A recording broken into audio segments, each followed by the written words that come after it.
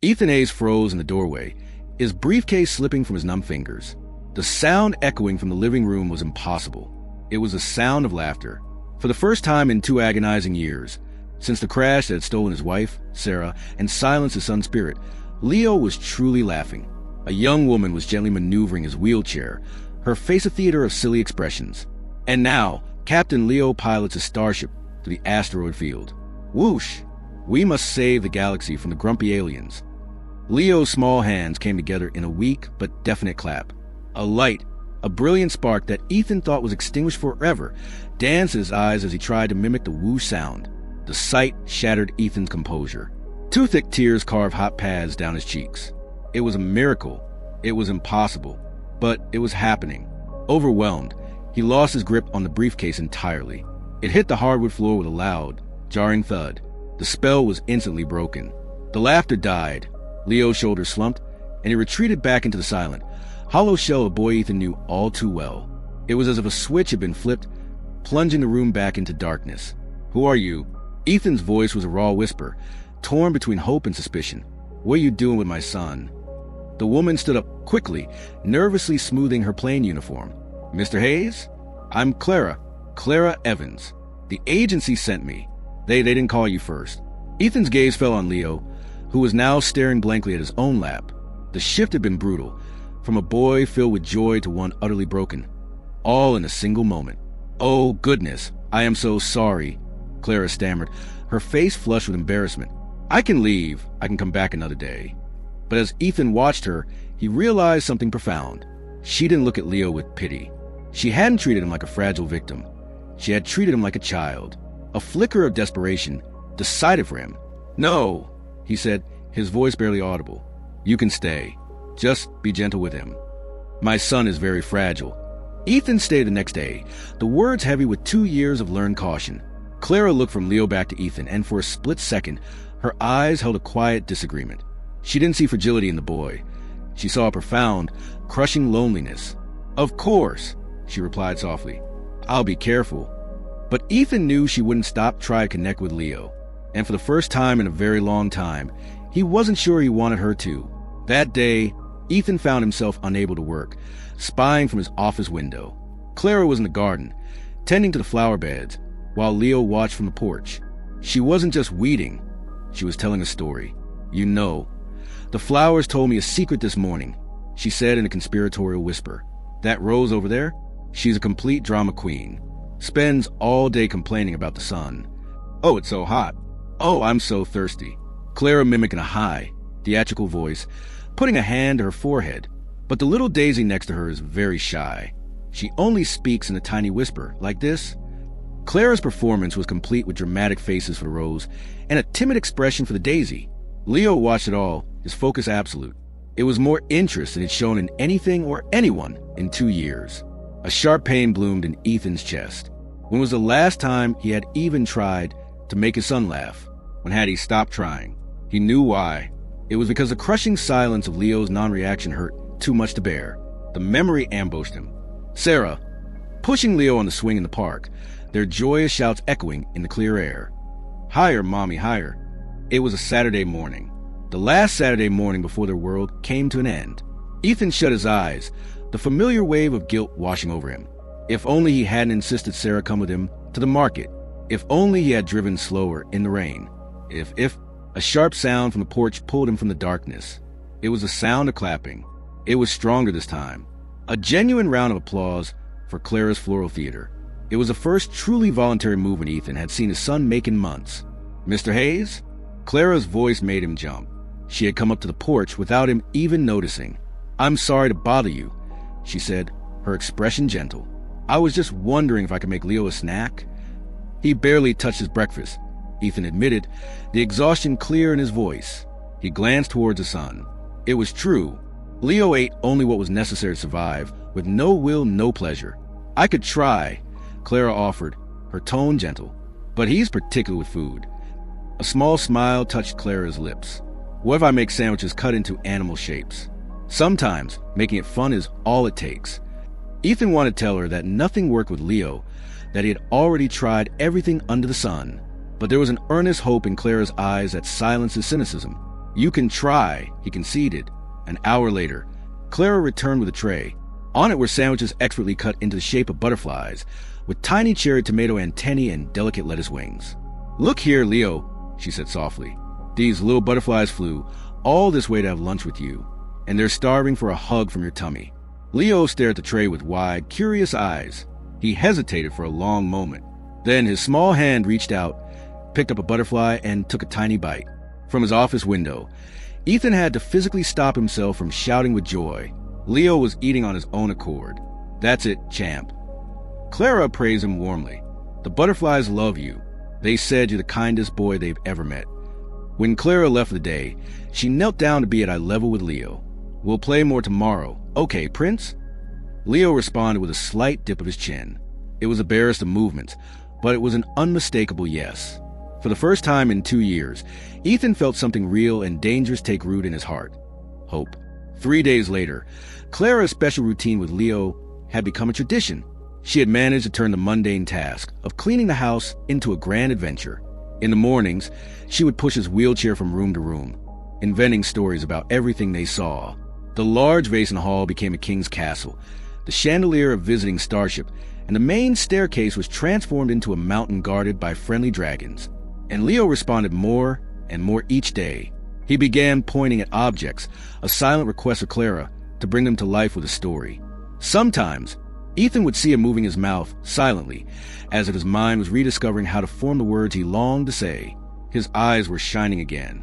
Later that afternoon, during a play session in the living room, Clara put on some children's music and began to dance around Leo's chair. "Let's dance, Prince," she sang.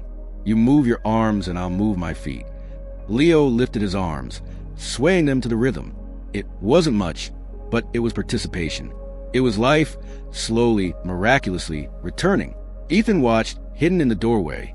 He yearned to go in, to be a part of the moment, but he was paralyzed by fear. He was terrified that his presence would be enough to shatter the fragile connection and send Leo receding back into the silence. During their afternoon snack, the impossible happened. Clara was in the middle of a grand adventure story where she and Leo were brave explorers. And now, brave explorer Leo, we must cross the river of hungry alligators. Are you brave enough? Leo looked at her with total, unwavering focus. His mouth moved, slowly, deliberately. Leaning forward, his heart hammering against his ribs, Ethan held his breath. Then, as soft as a whisper, a sound emerged from his son. "Mama." Ethan froze. Leo was trying to say Mama. He was trying to say Sarah's name. "Mama," he repeated, his eyes fixed on Clara. A wave of emotion crossed Clara's face, but she didn't make a scene. She simply offered him a warm, gentle smile. "That's right, my prince. But a magician is what you are."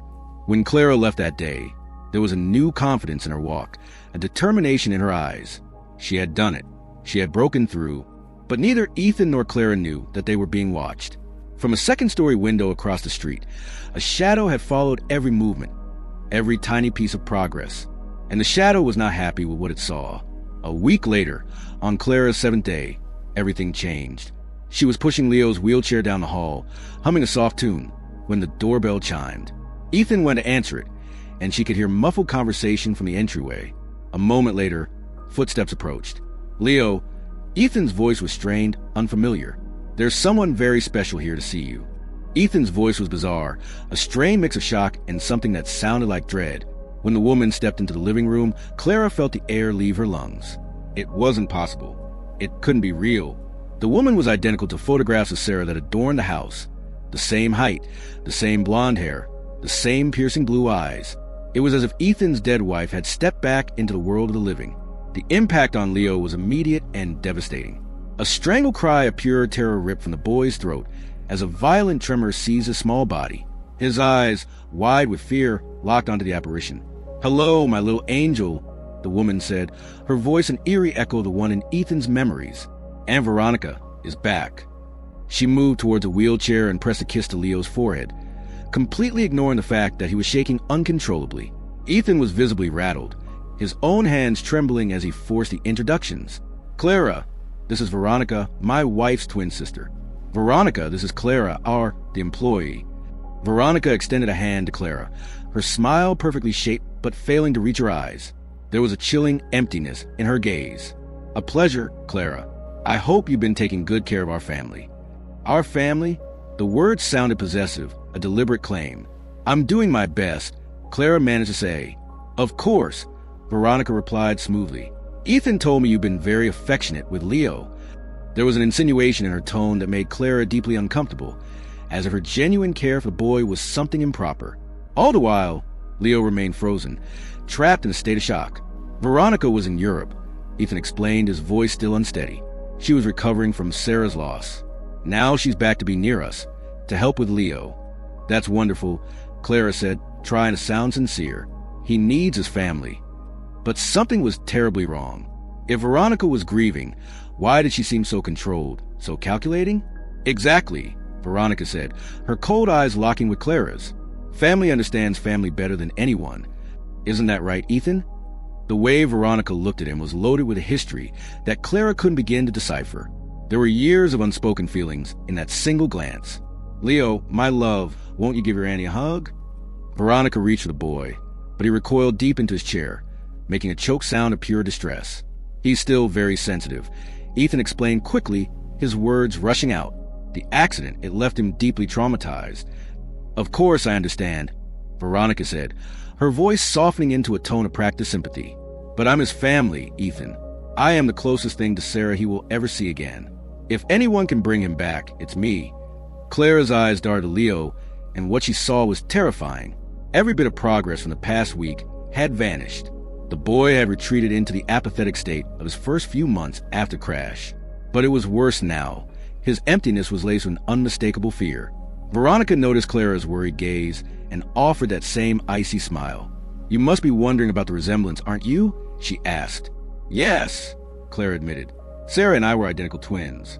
Everyone always said even our personalities were nearly the same. But Clara could see the difference. In every photograph, Sarah's eyes radiated an undeniable warmth. Veronica's radiated a chilling, unnerving light. Ethan was visibly emotional as he looked at Veronica. To him, Clara realized, it must be like having a living version of his wife back in his home. It's just so good to have you here, Veronica, he said, his voice thick with emotion. Leo needs a mother figure, and you're the closest thing to Sarah we have. Exactly, Veronica agreed, seizing the moment. And now that I'm here, I can personally oversee his care. She then turned her gaze to Clara. I'm sure Clara understands that being family, I have priority in all decisions concerning Leo. The message was a direct shot, a clear marking of her territory. Of course, Clara replied, though her voice was tight with resistance. A moment later, Ethan excused himself to get Veronica's bags from the car. The instant he was out of the room, Veronica closed the distance between herself and Clara. The moment he was gone, Veronica's smile vanished. Let's get one thing perfectly clear, she whispered, her voice low and sharp enough to cut. I hope you understand your place in this house. You are the help. I am the family. Don't you ever forget that. The threat was pure and undisguised. When Ethan returned, struggling with her suitcases, Veronica was smiling her gentle, caring smile once more. Clara looked at Leo one last time before leaving. The boy's eyes were fixed on her, wide with a silent, desperate plea, as if begging her not to abandon with the woman who wore his dead mother's face. But Clara was powerless. Veronica was right. She was just the help. That night, for the first time in months, Leo wet the bed. Ethan found his son huddled in the dark, crying silently and whispering a single word, Mama, Mama. But he wasn't calling for the loving memory of Sarah. He was terrified of her exact likeness. In the days that followed Veronica's arrival, the house became a completely different place. Leo regressed in a way that horrified Ethan. The boy cried constantly, refused his food, and would not leave the confines of his room. The mere sight of Veronica sent tremors through his body, and he would make small, desperate sounds of distress. Clara tried to continue their games and stories, but something was broken. Leo no longer responded. He seemed trapped in a constant, paralyzing state of fear. It was late one afternoon when Clara finally discovered what was happening. She was walking down the hallway when she heard Veronica's soft voice coming from Leo's room. Tucking herself into shadows beside the doorway, Clara listened to a conversation that made her blood run cold. You know, Leo, Veronica murmured, her tone deceptively sweet. Your mommy was very worried on the day of the accident. You were crying in the car, and she became distracted trying to calm you down. A small, wounded sound came from within the room. If you get too agitated again, Veronica continued, if you cry loudly or make a lot of noise, well, your daddy might get so worried that he gets distracted, too. We wouldn't want anything bad to happen to him, would we? Clara felt her own heart pound in her chest. Veronica was blaming a disabled child for his own mother's death. And if you tell anyone about our little chat, Veronica's voice dripped with poison. I'll be very, very sad. I might even have to go away. Then Daddy would be all alone again, just like when Mommy left. You don't want that to happen, do you? Bianca could hear Leo's small, muffled sobs. The child was being emotionally tortured by his own aunt. The moment Veronica swept out of the room, Clara quickly slipped inside. She found Leo crumpled in his chair, his face wet with silent tears. Hey, my prince, she whispered, her own voice trembling. It's okay. Leo looked up at her with raw terror in his eyes. He began making desperate gestures with his hands, pointing frantically to his own mouth while shaking his head. I can't talk. Then, he pointed a trembling finger at the smiling photograph of his mother on a nightstand and made a sharp, downward gesture with his other hand, mimicking something crashing. Clara understood instantly. He believed that if he made noise, people would get hurt. Oh, my sweet boy, she breathed. What did she do to you? But Leo could only cry, too terrified to make a sound. That night, Ethan found Leo crying in the dark again. It was the fourth time in a week. What is it, son? Please tell Daddy what's wrong. But Leo couldn't speak. He was paralyzed by the fear that if he opened his mouth, something terrible would happen to his father. The following week, Veronica began the second phase of her plan, to systematically destroy Ethan's trust in Clara.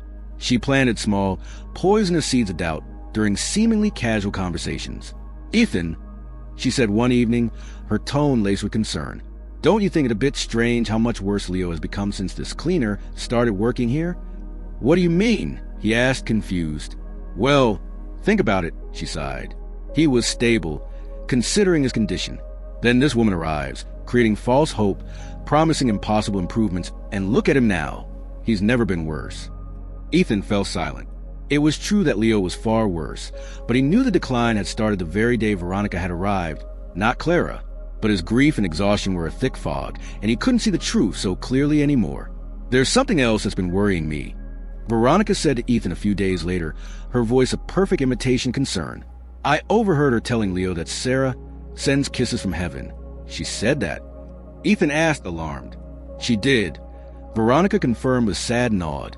I know her heart is in the right place, but it just confuses him. It makes him think his mother is going to come back. A traumatized child can't be told things like that. Veronica continued to weave her web of lies over the next few days. I didn't want to upset you, she began one evening, but I saw Bianca teaching to blow kisses to the sky. When I asked her about it, she said it was so he could communicate with Mommy. Ethan, that's just too dangerous for his mental state. Veronica's lies were insidious because they were believable. She took actions of a kind. Caring person might genuinely perform and twisted their intent into something harmful. Ethan, already emotionally disarmed by Veronica's haunting resemblance to his late wife, started to believe her. The situation finally exploded when Veronica presented Ethan with a crumpled piece of paper. I found this in the kitchen trash, she said, her voice trembling with manufactured outrage. Look what she wrote and then threw away. On the paper, in simple handwriting, were the words, Leo needs a mother. Maybe I can be that person for him. Ethan, this woman is obsessed with replacing Sarah, Veronica declared. The note, of course, had been carefully forged by Veronica herself, but Ethan didn't suspect a thing. That afternoon, he called Clara into his office, his face grim. I need to speak with you. I've been made aware of some things that concern me. What things, Mr. Hayes? Clara asked, her heart sinking. Have you been telling my son that his mother sends kisses from heaven? That he can communicate with her? Clara was horrified. No, I would never say anything like that. I only sing songs and play with him. Then what about this note? He demanded, holding up the crumpled paper. Did you write that you want to be a mother to my son? What note? She cried, her mind reeling. I never wrote any note. But Ethan was too confused, too shrouded in a fog of grief and doubt, to believe her. Veronica's work had been done all too well. Look, Ethan said, his voice heavy with exhaustion. I don't know what's going on, but my son is getting worse by the day. Maybe it's for the best if you pull back on all this closeness. Clara left the conversation feeling utterly crushed. She knew she had done nothing wrong, but she had no way to prove it. And the worst part was that Leo was suffering more and more with each passing day. At the end of the following week, Ethan made a decision that broke Clara's heart. "From this day forward, you are not to be left alone with Leo," he stated, his tone leaving no room for argument. "You will only do your cleaning when I or Veronica are present." The order was a physical blow to Clara. She was being systematically cut off from the only person in this house she had managed to help. "But, Mr. Hayes, I don't want to discuss it further," he cut in sharply. "This is for my son's own good." Leo couldn't understand why his only source of warmth and affection had been taken away. He saw Clara every day, but now she was a silent figure, always supervised. She could no longer play or tell stories or sing to him. The boy retreated even further into himself. He nearly stopped eating altogether. His sleep was plagued by nightmares, and he regressed completely into the vacant, apathetic state of the first months after the accident. Ethan could see that something was terribly wrong, but he couldn't figure out the cause.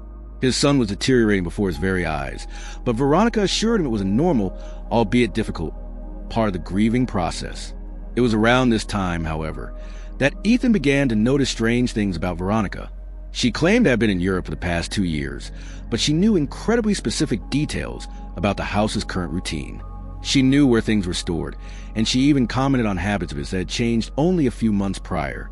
One night, Ethan was passing by Leo's room when he heard Veronica speaking inside. Her tone was completely different from the suite. Carrying one she always used in front of him, it was sharp and cold. "And if you try to tell Daddy about our conversations," she hissed, "I'll have to go away. And you know what will happen then?" Veronica's cold voice continued from inside the room. "He'll get so sad that he might get sick and weak, just like Mommy did." Ethan stood frozen in the hallway, confused. What conversation? Why would she say something so cruel? But when he pushed the door open, he found Veronica humming a sweet lullaby to Leo. He was getting agitated. She explained softly, her expression one of pure innocence. "I was just calming him down." Ethan was no longer sure of what he'd heard. Maybe he was so tired he was imagining things. It was in the dead of night that the house erupted into chaos. Ethan was jolted awake by the sound of Leo's desperate, terrified crying. He raced to the boys' room to find Clara already there, holding Leo and trying to console him. She had disobeyed his direct order. "What are you doing in here?" he demanded, his voice harsh. "I told you never to be alone with him." "Mr. Hayes," he was screaming, she pleaded. "I was scared. I just wanted to help." "It doesn't matter. You disobeyed me." Clara looked down at Leo, who was clutching her shirt, his small knuckles white, as if she were the only shield he had against the world. "He needs me, Mr. Hayes," she said, her voice filled with conviction that surprised even herself. Something in this house is making him deeply afraid. What she couldn't see was Veronica, standing silently in the shadows of the doorway, observing the scene with a cold, satisfied smile. Her plan was unfolding perfectly. A few days later, Clara decided she had to understand what was happening. If she was forbidden from helping Leo directly, then she would find out why a child who had been improving so much had suddenly been so brutally broken. Her investigation began by accident. During a casual chat in the kitchen, Veronica mentioned a new bakery that had opened in the neighborhood just 6 months ago. "Oh, their sugar buns are simply divine, aren't they?" Veronica remarked. The comment snagged in Clara's mind. How would she know that if she had been in Europe for the last 2 years? Then she started noticing other things. Veronica knew the melody of a song Ethan had been listening to recently, a song that had only been on the radio for 3 months. And there were more slips. Veronica knew that Ethan had changed the brand of coffee he bought, a switch he'd made just before she arrived. She knew he had changed his gym schedule, small, insignificant things, but details that someone who had been away for 2 years should not know. The real discovery, however, happened by pure chance. Clara was tidying up the living room when Veronica's handbag fell off a table, scattering its contents across the floor. As Clara knelt to help her gather the items, her eyes landed on a folded electricity bill. The date was from 3 months ago. The address was for an apartment in this very city. Veronica had never been in Europe. She had been living nearby all along. But why lie about it? Suddenly, other details clicked into place. Photos of Veronica quickly swiped past on her phone, showing her at local landmarks during the time she was supposedly abroad. A selfie at the city shopping center, dated 6 months ago. Another in the regional park, from just 4 months back. The entire story was a fabrication. It was in that moment of dawning horror that Leo managed to communicate with her in the most desperate way. With tremendous, shaking effort, The boy scribbled a drawing on a notepad. It depicted two identical female figures sitting side by side inside a car. Clara stared at the crude drawing, and a cold dread washed over her. Leo had witnessed something on the day of the accident, something involving two identical women. Veronica had been in the car when Sarah died. But before Clara could fully process the monstrous implication, a voice cut through the air behind her. Finding something interesting?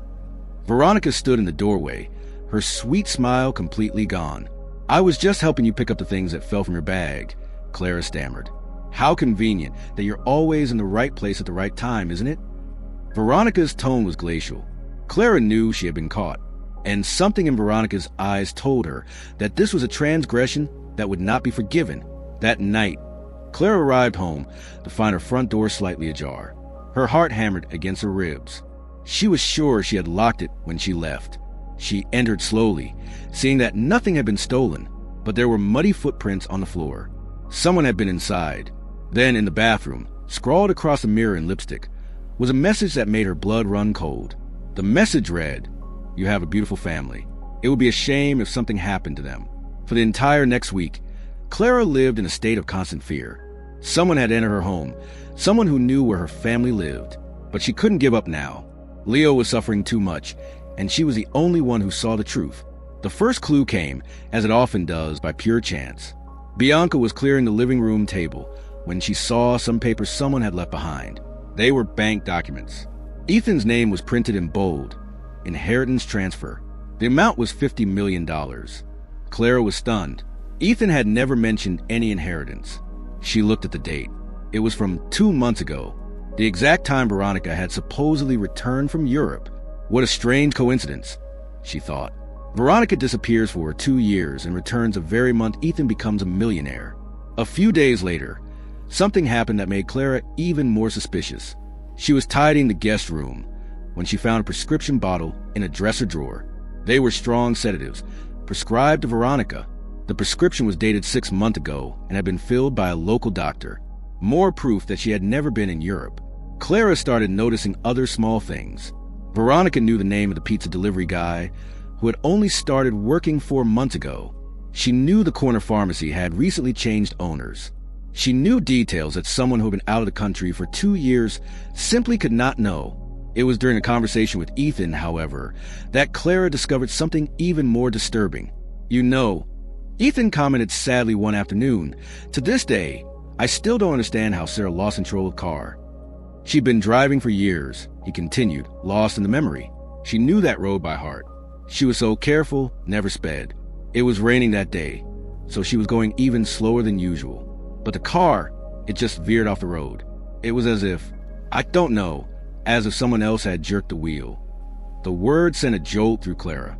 As if someone else had jerked the wheel. "And Leo?" she asked, trying to keep her voice steady.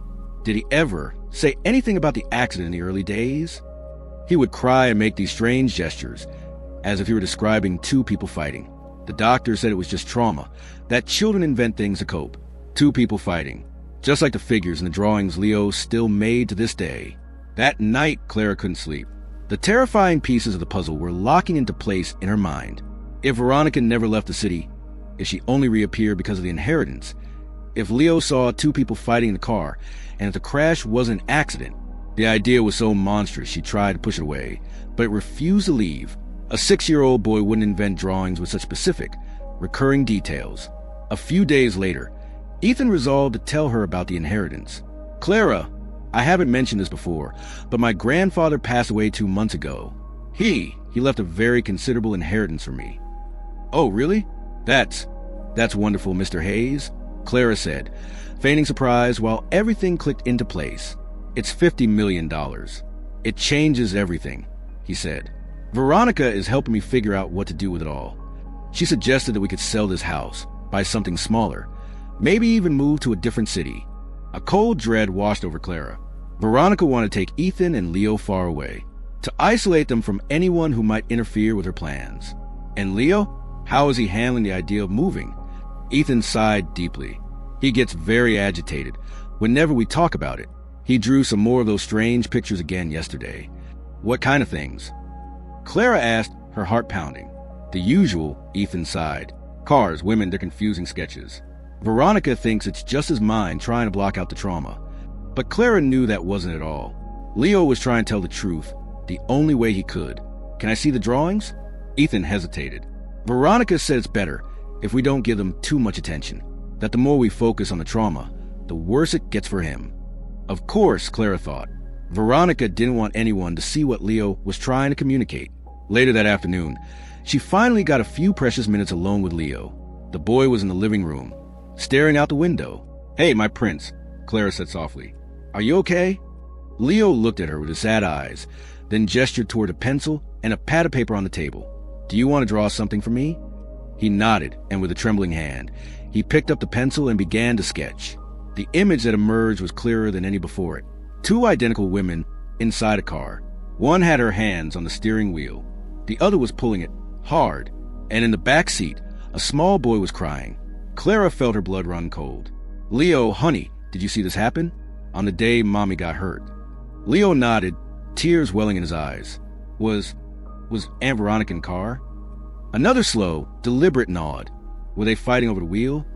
Leo let out a sob and pointed a shaky finger at the figure of Veronica in the drawing. Then he made a sharp, jerking motion with his own hands, mimicking someone pulling something with all their might. Clara pulled the boy into a hug, and for the first time in weeks, he clung to her, letting his tears flow freely. "You were so brave to show me this," she whispered. But when she looked up, Veronica was standing in the doorway, wearing that familiar, icy smile. "What a touching scene," Veronica said, her voice dripping with false sweetness. "You two really are inseparable, aren't you?" Leo instantly recoiled from Clara, the fear returning to his eyes as he retreated back into his vacant shell. Just then, Ethan walked in. "Is something wrong?" "Nothing at all," Veronica answered quickly, her smile never wavering. "Oh, it was nothing," Veronica explained. "Just Clara consoling Leo again. She has such a special way with him." The way she said it made it clear she would use that special way against Clara later. In the days that followed, Veronica increased the pressure from all sides. With Ethan, she planted more seeds of doubt about Clara. "Have you noticed how Leo clings to her? That isn't healthy, Ethan. A traumatized child can't create that kind of dependency on an employee." With Leo, she intensified her emotional blackmail. "Did you show Clara any of your drawings? Because if you did, she could get into very ugly trouble. And Daddy might get very upset too." And with Clara, the threats became terrifyingly direct. "You have a lovely family, don't you?" Veronica commented one day, seemingly out of nowhere, "Your mother, your brother, it's so important to take good care of the ones we love." The way she spoke sent a chill down Clara's spine. How did she even know about her family? "How is your mother, by the way? Still living in that little blue house?" Clara froze. She had never, ever told Veronica where her mother lived. "And your brother? John, isn't it? Is he still working at the gas station on the avenue?" Clara's heart hammered in her chest. Veronica had investigated her entire life. "Why are you asking these things?" Clara managed to whisper. "Just curious," Veronica replied, her eyes cold and hard. "The same way you seem to be curious about certain things." The threat was no longer veiled. If Clara continued to ask questions, her family would pay the price. That night, she called her family. "Mom, are you and John okay?" "Yes, honey, why?" "Listen, if any strangers come to the door, don't open it. Promise me." "A stranger? Clara, you're scaring me." "Just be careful, Mom. Please." But Clara knew that a warning wouldn't be enough. Veronica had already proven she was capable of anything. It was then that she began to feel she was being watched. Veronica would appear in the most unexpected places, the grocery store, the bus stop, always with flimsy excuse for being there. "Oh, what a coincidence running into you at the bakery. Fancy seeing you at the grocery store today." The coincidences were too numerous to be random. Clara was being followed. During one of these encounters, Veronica let something revealing slip. "You know, Clara, some people in this world just ask too many questions. It can make life very complicated for them." "What do you mean by that?" Clara asked. "I mean that excessive curiosity brings trouble, especially when it stirs up things that should have been left in the past." Veronica didn't confess to anything, but the message was clear. She knew Clara had discovered too much. "You understand what I'm saying, don't you?" Clara just shook her head, pretending not to understand, but inside she was terrified. The end of the 6th week was approaching. Veronica realized she had to act fast. Leo was still trying to communicate with Clara through his drawings. Ethan was beginning to ask more questions about the inconsistencies in her story. And Clara knew far too much. It was time to solve the problem once and for all. That afternoon, Ethan left to handle some business with the inheritance lawyers. Leo was napping in the living room after lunch. The house was quiet. "Clara, how about some tea?" Veronica asked, her voice syrupy sweet. "You've seemed so tense lately." Clara was immediately suspicious, but she didn't want to appear paranoid. "Thank you, Veronica." Veronica prepared the tea in the kitchen. She took out one of her strong sedatives, the one she used for sleep, and expertly crushed the pill, stirring the powder into the steaming liquid. "Here you are," she said, handing Clara the cup. "It's a special calming tea. I always use it when I'm feeling anxious." The tea had a strange, bitter aftertaste. Clara noticed it on the very first sip. "It tastes different." "Oh, that's because I added a little bit of honey. It makes it much nicer that way." Clara pretended to take another sip, but when Veronica turned her back for a moment, she quickly and silently poured the rest of the tea into the soil of a large potted plant next to her chair. "You know, Clara," Veronica said, sitting down opposite her, "I've been thinking a lot about our situation here." "What situation?" Clara asked, her voice feigning drowsiness. "Well, you've been very observant lately, asking so many questions about the family." Veronica's tone was changing, losing all its sweetness and turning cold. Overly curious people sometimes discover things that can be dangerous for them. Clara let her head loll back against the chair. I don't understand." "Oh, of course you do. You know exactly what I'm talking about." Veronica moved closer, believing the sedative was taking effect. Some people just don't know when to stop digging where they shouldn't, and that can have such sad consequences. She leaned in close to Clara, whispering, "You have such a beautiful family. It would be a terrible shame if something happened to them because of your curiosity." Clara continued her act, pretending she was about to pass out, but inside, she was hyper alert. What do you want?" "What I've always wanted. For you to disappear from our lives. From Ethan's life. From Leo's life." Veronica began to pace the room, speaking as if thinking to herself. "Do you know what the story will be? You were so depressed because you couldn't help the poor, traumatized child. The guilt was just too much for you. You decided life wasn't worth living anymore." Clara realized with a jolt of horror that Veronica was planning to stage her suicide. Why are you doing this?" Veronica stopped and stared at her, her eyes burning with a cold fire. "Because I can finally have the life that should have always been mine. I met Ethan first. I love him first. It was Sarah who came along and ruined everything." The words were dripping with years of bitter resentment. "And now that she's finally out of the way, I will not let some nobody employee ruin my plans." Clara let her eyes flutter shut, feigning the final slip into unconsciousness, but she was listening to every single word. "Ethan will be sad at first, of course," Veronica mused, "but I'll be right here to comfort him. And Leo, well, children forget." It was in that moment that Clara understood Veronica wasn't just a danger to her. If she succeeded, that innocent child would be left completely at the mercy of a woman capable of anything. Even while faking sedation, Clara knew she had to find a way to escape. Not just to save her own life, but to protect Leo. Because if she couldn't stop Veronica now, no one else would be left to defend that little boy. Veronica left the room to get something else, completely confident that the sedative was working. That's when Clara heard a noise in the hallway, the soft, shuffling footsteps of a child. Leo was awake. The boy appeared in the doorway, still sleepy. When he saw Clara, a small smile touched his lips. At that exact moment, Veronica returned, carrying a length of rope. She stopped dead, her face contorting with fury when she saw Clara on her feet. Well, she snarled. "It seems my tea wasn't quite strong enough." Her tone had changed completely. The sweetness was gone. This was the voice of someone who was done pretending. Leo immediately sensed that something was terribly wrong. He looked at Clara, then at his aunt, and his eyes filled with familiar terror. "How nice of you to wake up, Leo," Veronica said, her voice dripping with menace. "You'll get to say goodbye to your little friend." She moved to block the doorway. Clara tried to move, but there was no way past her. It was in that moment that something extraordinary happened. Seeing the woman he had grown to love in mortal danger, Leo felt a surge of adrenaline, an urgency he hadn't experienced in 2 years. He had to protect Clara. "No!"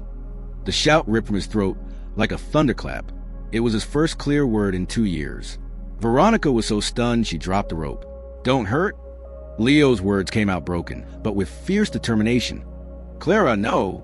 He struggled to form more sentences, his voice hoarse from disuse. She bad."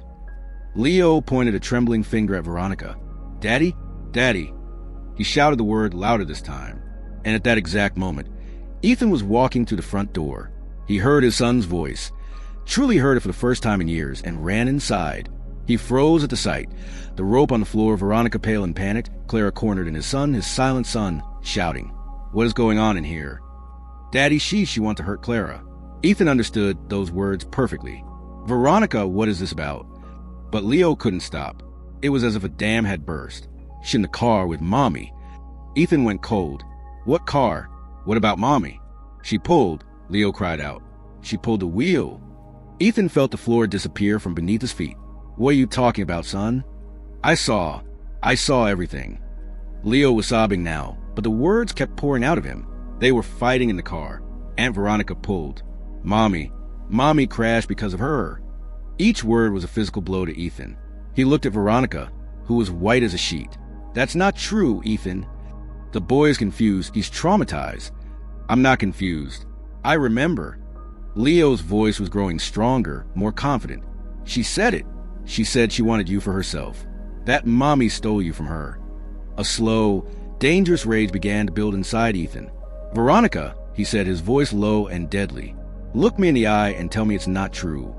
"Ethan, are you going to believe a sick child over me?" "I'm not sick. I saw what she did." Leo approached his father, clinging to his leg. "She said I couldn't tell, that if I talked, you would die too." Ethan looked into Veronica's eyes, and for the first time, he saw past the resemblance to his wife. He saw what was truly there, raw fear and suffocating guilt. "You killed my wife," he said. It wasn't a question, it was a statement. "I would never," she shrieked. "How could you even think that?" But her voice trembled, and the lie fell apart in the silent, horrified air of the room. "My son is 8 years old. He wouldn't make up a story like that.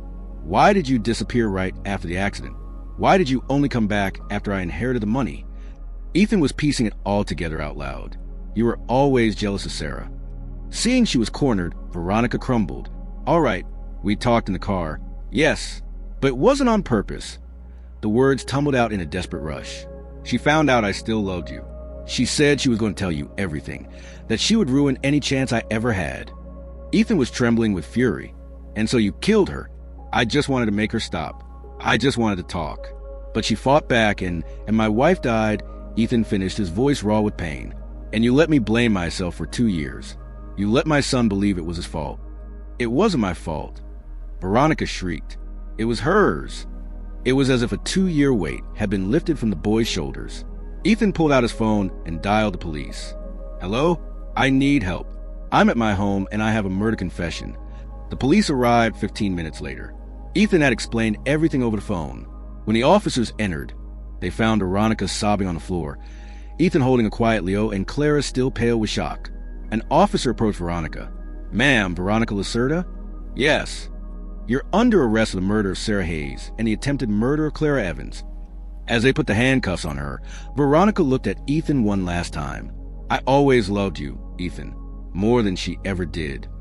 "People who love don't kill, Veronica," he replied, his voice devoid of all emotion. He pulled Leo into a tight hug, and the boy's trembling finally stopped. "It's okay, son," Ethan whispered. "It's over now." "Daddy, I didn't kill Mommy. Never, my love. You were never, ever to blame for anything." Ethan then turned to Clara. "Please forgive me for not believing you, for letting this happen." "You didn't know," she said softly. "None of us knew." Leo ran from his father's arms into Clara's. "Clara, are you okay?" he asked. "I talked." "You did, my prince," she said, hugging him tight. "You were so brave." A look of wonder dawned on his face as he realized the truth. I saved you." "Saved you?" "Yes," she whispered. "You saved me, and you saved your daddy, too." Ethan looked at Clara holding his son and understood something he should have seen long ago. She wasn't just a woman who had cared for his child. She was a woman who had brought Leo back to life, who had brought light back into their home, and who had risked everything to protect them. She was a family they had chosen. In the days that followed, Leo couldn't stop talking. as if trying to make up for all the lost time. The words came out slowly at first, simple and soft. Ethan and Clara grew closer, not yet romantically, but as two survivors bound together by the terrible ordeal they had shared. Veronica was convicted and sentenced to 20 years in prison. The case became a local news story, but Ethan carefully shielded Leo from all of it. The boy was healing remarkably. He spoke more each day, laughed more, played more, and the nightmare stopped. 1 year later, the house was different. It was filled with life, with laughter, with music playing softly in the background. Leo now spoke with the easy confidence of any 9-year-old. He was still in his wheelchair, but it no longer defined him. It didn't stop him from being happy. Ethan and Clara had been dating for 6 months. They had taken it slow, carefully building a relationship based on genuine love, not just on the tragedy that had brought them together. Today was a special day. Ethan was going to ask Clara to marry him. They were in the garden. Leo was flying a kite that Ethan had made for him. "Clara?" Ethan said, his voice soft. There's something I need to ask you." Ethan knelt on the grass before her. "Will you marry me?" Clara was speechless, tears of joy filling her eyes. "Yes," she breathed. "Yay!" Leo shouted, dropping the kite and clapping his hands. "Now Clara is going to be my real mom." Clara looked at him, her heart full. "If you'll have me, my prince," she said, smiling through her tears. "I would love that more than anything." The three of them hugged right there in the garden, under the warm afternoon sun. After lunch, they went to the cemetery. It was only the second time Leo had visited his mother's grave since the accident. "Hi, Mommy." Leo's voice was steady and unafraid. "I came to tell you that I'm okay. That we're okay." He glanced over at Clara. "Clara is going to marry Daddy. She takes care of us. I think you would have liked her." Ethan squeezed Clara's hand.